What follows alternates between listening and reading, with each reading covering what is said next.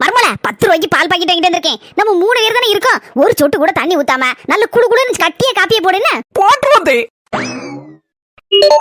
சித்தி எப்படி இருக்கீங்க? என்னது கடைக்கு வந்திருக்கீங்களா?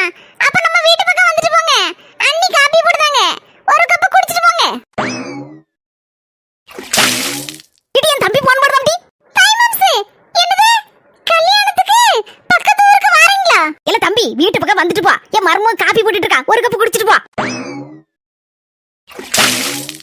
என்னது தாய் மாம்சே தனியா வரலையா? கூட 50 பேர் சொந்தக்காரங்களோட வந்திருக்கீங்களா? இல்ல நம்ம சொந்தக்காரன் 50 பேர் என்ன 100 பேர் இருந்தாலும் கூட்டிட்டு வரல. தலைக்கு ஒரு கப் காப்பியை குடிச்சிட்டு போங்க. என் மர்மம் நல்ல அளவோல காப்பியை போட்டுட்டு இருக்கா. என்ன மர்மம் இதெல்லாம்? மாமியா கிளவி 10 ரூபாய்க்கு பால் பாக்கெட்டை வாங்கிட்டு 10 ஊருக்கு காப்பி போட சொன்னா இப்படிதான் நடக்கும். அம்முக்கு தும்முக்கு அம்மாள் டும்மாள்.